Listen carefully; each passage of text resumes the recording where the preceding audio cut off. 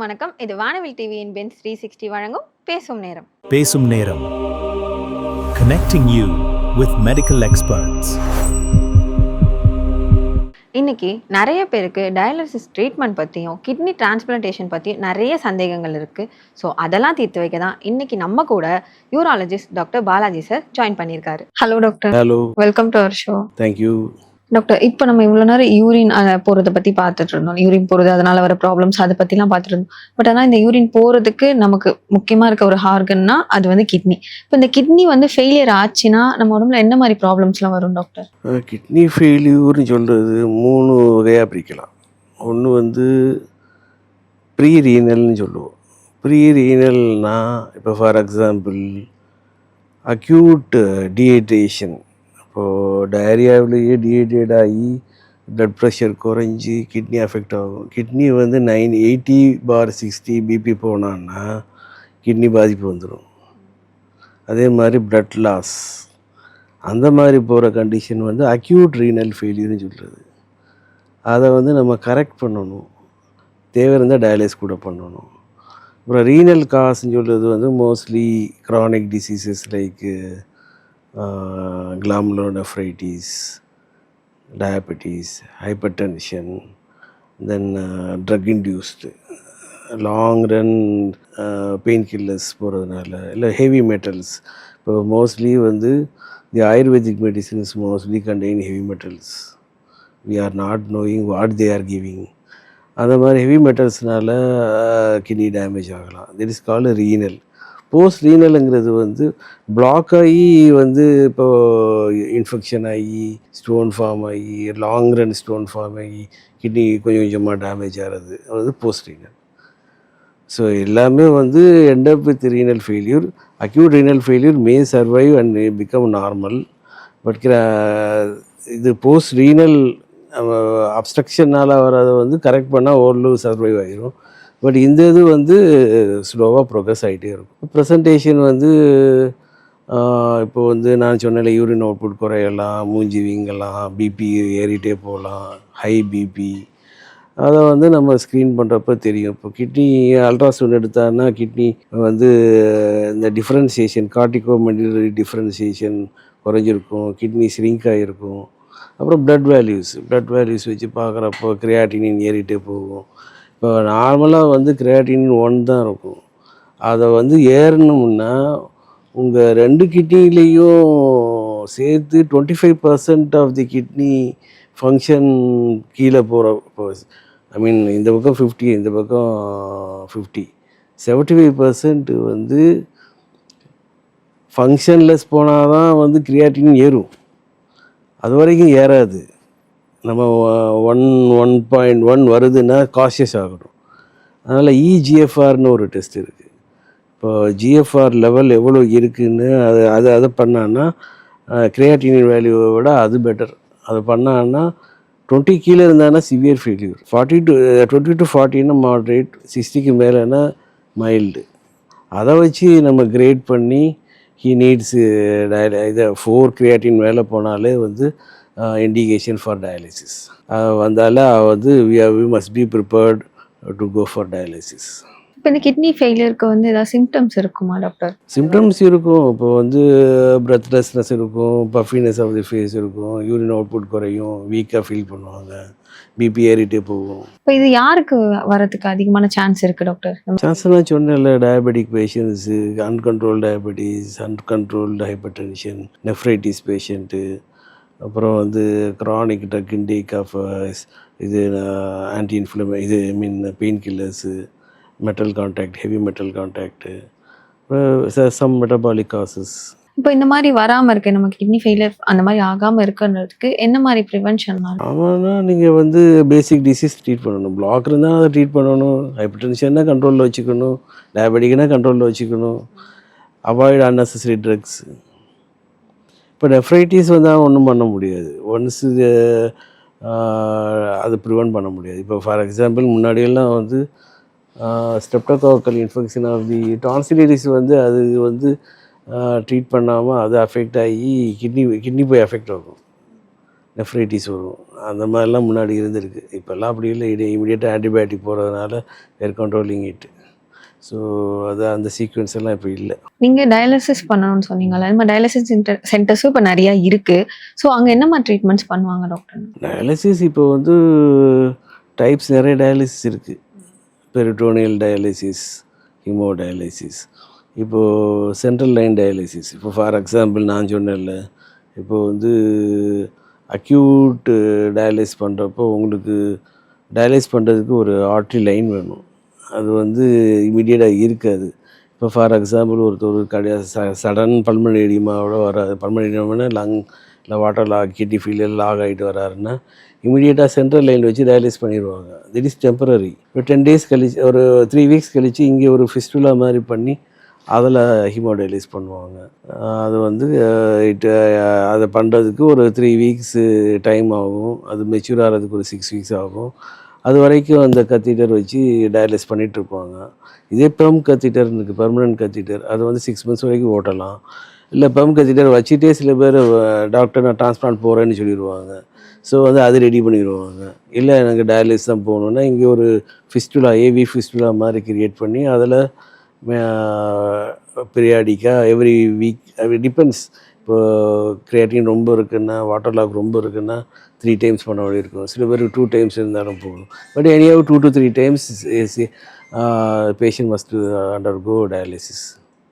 ஒரு சிட்டிங்கில் வந்து ஒரு 2 hours 3 hours பண்ணுவாங்க. இப்போ இந்த டயாலிசிஸ் பண்ணிடுறாங்கல்ல, ட்ரீட்மெண்ட் பார்த்ததுக்கப்புறம் அவங்க நார்மல் லைஃப் லீட் பண்ணுறதுக்கு எவ்வளோ நாள் எடுக்கும் டாக்டர்? இல்லை அவங்களால பண்ண முடியுமா? இல்லை, இது வந்து permanent. she cannot come out of that unless you do transplant. ஃபாரின்லலாம் வந்து உங்களுக்கு டயாலிசிஸில் தான் நிறைய பேர் இருப்பாங்க. ஈவன் பிளேயர்ஸே டயாலிசிஸில் தான் இருப்பான். பிகாஸ் அங்கே வந்து கிட்னி கொடுக்குறது வந்து ரோட் டிராஃபிக் ஆக்சிடெண்ட்டில் இந்த மாதிரி கடாவர் கிட்னின்னு சொல்கிறோம்ல, அந்த மாதிரி கிடைச்சி தான் உண்டு. 90% யாருமே டொனேட் பண்ண மாட்டாங்க.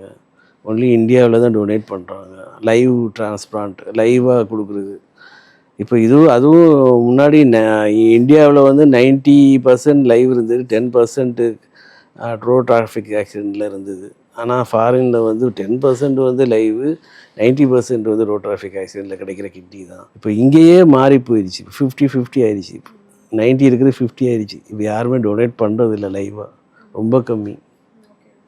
இந்த டோனரில் நான் பார்த்த எக்ஸ்பீரியன்ஸில் வந்து கொஞ்சம் லைவ்லியாக கொடுக்குறேன்னு மனசு விட்டு கொடுக்குறது வந்து மதர் தான் கொடுப்பாங்க. Mother donor is very very very காமனாக.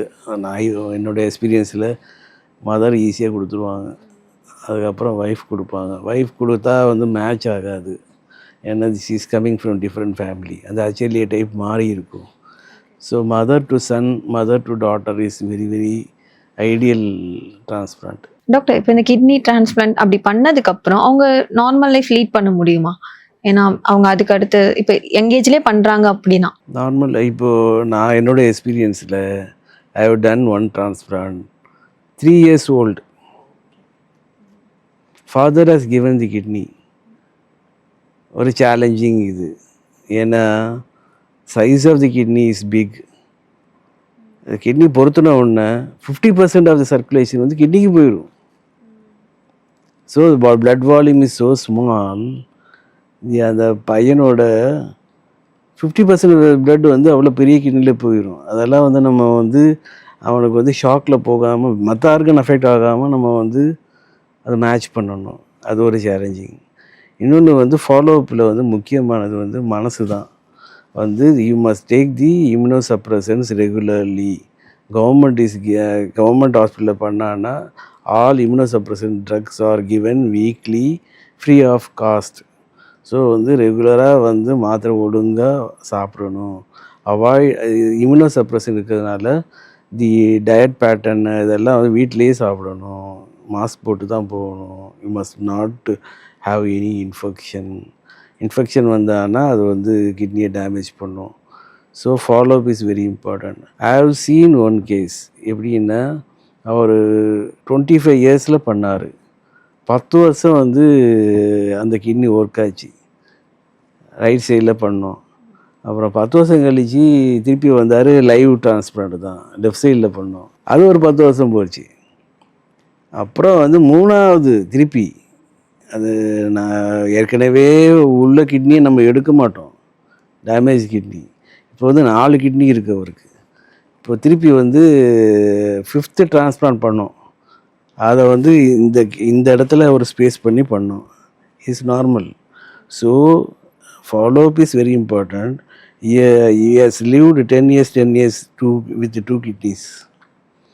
So it's good. டயாலிசிஸ்னா வந்து எவ்வளோ cumbersome. So I have seen 17 years, 18 years. It will go on if you follow the pattern of immunosuppressants. Okay. அது ஃபாலோ முக்கியம். இப்போ நீங்க இப்பயே 2 கேஸ் சொன்னீங்க. இப்போ உங்க எக்ஸ்பீரியன்ஸ்ல நீங்க நிறைய கேஸ் பார்த்திருப்பீங்க. நீங்க பார்த்ததுல ரொம்ப ஒரு மாதிரி சவாலா அவங்க ரொம்ப ப்ராப்ளமோட வந்திருப்பாங்க. அதுக்கப்புறம் அவங்கள நாங்க சவால்னா நம்ம ஆப்ரேஷன் பார்ட்டில் தான் நான் சொல்ல முடியும். இப்போ வந்து நம்ம கிட்னி நல்லா வந்து சுவிட்சர் போட்டு இது பண்ணிவிட்டு அது லிஃப்ட் பண்ணுறப்போ டக்குன்னு அவுந்துடும். அப்படியெல்லாம் வரப்போ என்ன ப்ராப்ளம், அந்த வெயின் அந்த ரைட் சைடில் கிட்னி எடுக்கிறது வந்து அந்த வெயின்லாம் தின்னாக இருக்கும், அது வந்து ஷார்ட்டாகவும் இருக்கும். அதை போய் நம்ம இப்படி இப்படி ஆட்டினாலே வந்து அது பிஞ்சிக்கும். ஸோ வந்து டெலிகேட்டாக இருக்கணும். அப்போ அந்த மாதிரி ஆயிடுச்சு. அதை எடுத்துகிட்டு திருப்பி வந்து அதை பெர்ஃப்யூஸ் பண்ணணும். பெர்ஃப்யூஷன்னா திருப்பி அது கோல்டு சலைன் வச்சுக்கிட்டே அதை மெயின்டைன் பண்ணணும். அப்புறம் வேறு வெயின் காலில் இருந்து ஒரு வெயின் எடுத்து பேட்ச் போட்டு திருப்பி அதை வந்து பொருத்தி விட்டு நார்மலாகிடுச்சு. ஸோ இந்த மாதிரி ஆகும். சில நேரம் வந்து வார்டில் போனோன்னு ஆர்ட்ரி வந்து பிளாக் ஆகிரும். அதை வந்து உடனே தியேட்டரில் எடுத்துகிட்டு போய் அதை பிளாக் எடுத்து விடணும். இந்த மாதிரி நிறைய இருக்குது. அதை டாப்லர்னு சொல்லுவோம். இது சப்போஸ் யூரின் அவுட்புட் டக்குன்னு குறையுதுன்னா டாப்லர் பண்ணி பார்க்கணும். ஸ்கேன் பண்ணி வெசல் பிளாக் இருக்கா, என்ன ரீசனு, ஏன் வந்து யூரின் வரல. ஸோ எவ்ரி டே வந்து நம்ம டாப்லர் பண்ணி பார்க்கணும். டாப்லர்னால் ஒரு ஸ்கேன் மாதிரி. இப்போ கிட்னி ஆர்ட்ரி ஃப்ளோலாம் நல்லா இருக்கா, அதில் தெரிஞ்சிடும். ஃப்ளோ நல்லா இருக்குன்னா ஓகே. சப்போஸ் வந்து ரிஜெக்ஷன் ஆகுதுன்னா அது தெரிஞ்சிடும். அதே மாதிரி வந்து டியூப் வந்து டியூப்லர் நெக்ரோசிஸ் சொல்லுவோம், அது இருந்தால் அது தெரிஞ்சிடும். இப்போ ஒரு கேஸ் நம்ம பண்ணுறப்போ ஹைப்பர் அக்யூட் ரிஜெக்ஷன் சொல்லுவோம். ஹைப்பர் அக்யூட் ரிஜெக்ஷன்னா ஆன்டிபாடி போய் அதை அஃபெக்ட் பண்ணி கிட்னி பண்ணி முடிக்கிறோம். ஹைப்பர் அக்யூட் ரிஜெக்ட் ஆயிடுச்சு. அது பார்த்து ப்ளூயிஷ் ஆயிடுச்சு கிட்னி. ஆஞ்சி டேபிளில் அது எடுக்க வேண்டிய வந்துடுச்சு. ஸோ பண்ணி எல்லாம் நார்மல். அது ஹைப்பர் அக்யூட் ரிஜெக்ஷன் ஆகி பார்த்தா ப்ளூயிஷ் ஆயிடுச்சு. அது கிட்னி வச்சு யூஸில் உடனே எடுத்தோம். Live kidney one has been gone. இதெல்லாம் பார்த்துருக்கோம். என்னடா இது, நம்ம ஒன்றுமே பண்ண முடியாது. நெஃப்ராலஜிஸ்ட் ஒன்றும் பண்ண முடியாது. நாங்கள் பண்ணதும் எவ்ரிதிங் இஸ் ஓகே. பட் இது ரிஜெக்ஷன் வந்து மேட்ச் ஆகலை, ப்ராப்பர் மேட்ச் ஆகலை. ஏதோ ஒரு ஆன்டிபாடி வந்து நம்ம மிஸ் பண்ணியிருப்போம், அது தெரியலை. அது வந்து ரிஜெக்ஷனில் போயிடுச்சு. அப்போ ஹைப்பர் அக்யூட் ரிஜெக்ஷன், அது கிட்னி எடுக்க வேண்டியதாகிடுச்சு. அந்த மாதிரி நடந்திருக்கு. டாக்டர், இப்போ வந்து நாங்க நிறைய கேள்வி கேட்டோம், நீங்க ஆன்சர் பண்ணீங்க. இப்போ ஆடியன்ஸ் சைட்ல இருந்து ஒரு காலர் வந்திருக்காங்க, அவங்க கிட்ட கேட்டுடலாமா என்ன விஷயம்? ஹலோ டாக்டர், இப்போது எனக்கு வந்து ஒரு ப்ராப்ளம் வந்தது. காலையிலனா கால் வந்து கொஞ்சம் லைட்டாக வீங்கிடும், அப்புறம் ஃபேஸ் எல்லாம் ஒரு மாதிரி புஸ்ன்னு இருந்தது. அப்போ நாங்கள் டாக்டர்கிட்ட போய் கேட்டப்போ அந்த டாக்டர் நாங்கள் வந்து ஆல்டர்னேட்டிவ் மெடிசனுக்கு போனப்போ அவங்க என்ன சொன்னாங்கன்னா, உங்களுக்கு வந்து தண்ணி வந்து உடம்புல தேங்கிடுது, அது வந்து உங்களுக்கு இன்ஃப்ளமேட்ரி ஆகிடுது, அதில் டாக்ஸின்ஸ் வந்து தண்ணியில் இருக்குது, அது தண்ணி வெளியில் போகல, அதனால தான் இந்த மாதிரி ஆகுது அப்படின்னாங்க. அது வந்து இன்னொரு சைடில் அலோபதிக்கு போகும்போது கிட்னி பார்க்கணும், செக் பண்ணிக்கோங்க அப்படின்னு சொன்னாங்க. ஸோ தண்ணி வந்து உடம்புல தேங்குமா? பட் எவ்ரிடே நார்மலாக யூரின் போகுது, ஆனாலும் அதையும் மீறி கெட்ட தண்ணின்னு இருக்கா? அந்த கெட்ட தண்ணி இருந்ததுன்னா அப்படி உடம்புல தங்குமா வெளியில் போகாமல்? இதுக்கும் கிட்னிக்கும் ஏதாவது சம்மந்தம் இருக்கா? வாட்டர் லாக் ஆகுதுன்னு தெரியுது. பட்டு மூஞ்சி வீங்குது, கால் வீங்குதுன்னா ஃபெயிலியர்ஸ், கார்டியாக் ஃபெயிலியர் இருக்கலாம், அனிமியா ஃபெயிலியரு, நிறைய ஃபெயிலியர்ஸ் இருக்குது. ரீனல் ஃபெயிலியர் வந்து எடுத்தானா வந்து அவங்களுக்கு அடிக்குவேட்டாக இல்லை, வாட்டர் இன்டேக்கு அதை மேட்ச் பண்ணி இல்லை. அவங்கள வந்து ஃபுல் எவாலுவேஷன் பண்ணி கிட்னி ஃபெயிலியர்லாம் கண்டுபிடிக்கணும், ஸ்கேன் பண்ணணும், ப்ளட் டெஸ்ட் பண்ணணும், கிரியாட்டின் லெவல்லாம் பார்க்கணும், ஜிஎஃப்ஆர் லெவல் பார்க்கணும். பார்த்துட்டு அவங்களுக்கு மோஸ்ட்லி அவ்வளோ சிவியராக இருக்குன்னா that patient May need dialysis. Dialysis பண்ணால் தான் எல்லாம் வாட்டர் லாக் எல்லாம் குறைக்க முடியும். அதை நம்ம வந்து ஃபுல் கிட்னி வேல்யூவேஷன் பண்ணணும். வேல்யூவேஷன் பண்ணிவிட்டு டயாலிசிஸ் தேவையா அதை பார்த்துட்டு நம்ம அதுக்குரியதை பண்ணணும். அதெல்லாம் நமக்கு தெரிஞ்சிடும். இப்போ வந்து பிபி ஹையாக இருக்குது, மூஞ்சி வீங்குது, கால் வீங்குது, அப்புறம் வந்து கிரியாட்டினின் வந்து 5 இருக்குது, ஜிஎஃப்ஆர் வந்து 20 இருக்குது. Definitely that patient needs dialysis. Dialysis பண்ணி டயாலிசிஸ் இஸ் டெம்பரரி. அப்புறம் வந்து நம்ம ஏதாவது ரிலேட்டிவ்ஸ் கிடைக்கிறான்னு பார்க்கணும். இல்லைன்னா நீங்கள் கடாவர் கிட்னிக்கு ரெஜிஸ்டர் பண்ணலாம். அது வந்து ஈஸியாக கிடைக்கும். நம்ம ப்ரியாரிட்டி நம்பர் பிரகாரம் உங்களுக்கு கிட்னி வந்து ட்ரோமாவில் வந்து உங்களுக்கு லாட்டில் வந்து வரும். நீங்கள் ஏதோ ஒரு சென்டரில் போய் ரெஜிஸ்டர் பண்ணணும். உங்களை கால் பண்ணுவாங்க. கால் பண்ணி இந்த மாதிரி ஒரு கிட்னி வந்திருக்கு, உங்கள் குரூப்பில் இருக்குது, நீங்கள் வந்து ட்ரான்ஸ்பிளான்ட் பண்ணிக்கிட்டான்னா நீங்கள் டயாலிசிஸ்லேருந்து வெளியே வரலாம்னு சொல்லி நம்ம அந்த மாதிரி பிளான் பண்ணிக்கலாம். Prevention is better then cure சொல்கிறோம்ல டாக்டர். அந்த மாதிரி இப்போ சிறுநீரகவை நம்ம எவ்வளோ பாதுகாப்பாக வச்சுக்கணுன்ட்டு ஒரு சர்ஜனாக, அதான் யூரோலஜிஸ்ட் ஸ்பெஷலிஸ்ட்டாக நீங்கள் என்ன உங்கள் ஒரு அட்வைஸாக பப்ளிக் என்ன சொல்ல விரும்புகிறீங்க? இப்போ வந்து ஃபார் எக்ஸாம்பிள் ஸ்டோன்ஸ்க்கு வந்து நம்ம வாட்டர் இன்டேக்கு, அந்த டயட்டு அதெல்லாம் பார்த்துக்கணும். பீரியாடிக் ஸ்கேனிங் பண்ணணும். அதே மாதிரி எமெச்சூரியா இப்போ யூரினில் blood வருதுன்னா don't take it as lightly. You have to evaluate. அது யூரின் இன்ஃபெக்ஷனா, இல்லை ஸ்டோனா, அது கிட்னி டியூமரா, இல்லை பிளாடர் டியூமரா, அதை ஃபுல்லாக வந்து நம்ம எவாலுவேட் பண்ணி அதை உரிய ட்ரீட்மெண்ட் இனிஷியலாகவே நம்ம பார்த்துடணும். அதே மாதிரி வந்து கிட்னி ஃபெயிலியர் வராமல் இருக்கிறதுக்கு நம்ம அன்னெசரி ட்ரக்ஸ் யூஸ் பண்ணக்கூடாது. டயபெட்டிக் இருந்தால் கரெக்டாக ட்ரீட் பண்ணிக்கணும். அப்புறம் ஹைப்பர் டென்ஷன் கரெக்டாக ட்ரீட் பண்ணிக்கணும். இது பிளாக் கிட்னி இது பேசேஜ் பிளாக்னா அது இமீடியட்டாக கரெக்ட் பண்ணிக்கணும். ஸோ ஃபெயிலியர் வந்து அவாய்ட் பண்ணிடலாம். Okay, thank you so much doctor. எங்களுக்கு ரொம்ப பொறுமையாக அதுவும் தெளிவாக எல்லாருக்கும் புரிகிற மாதிரி பதில் சொன்னதுக்கு ரொம்ப தேங்க்யூ. தேங்க்யூ. நம்ம ஒரு நாளைக்கு எவ்வளோ தண்ணி குடிக்கணும், எவ்வளோ இன்டர்வல்ஸில் நம்ம யூரின் பாஸ் பண்ணணும், யூரினோட கலர் என்ன, டயாலிசிஸ் ட்ரீட்மெண்ட்னா என்ன, கிட்னி டிரான்ஸ்பிளான்டேஷன், இந்த மாதிரி நிறைய சந்தேகங்களுக்கு யூராலஜிஸ்ட் டாக்டர் பாலாஜி சார் நமக்கு நிறைய இன்ஃபர்மேஷன் கொடுத்தாரு. அவர் சொன்னது கேட்டால் மட்டும் போதாது, அதை ஃபாலோவும் பண்ணணும். தொடர்ந்து பாருங்கள் பென்ஸ் 360 பேசும் நேரம்.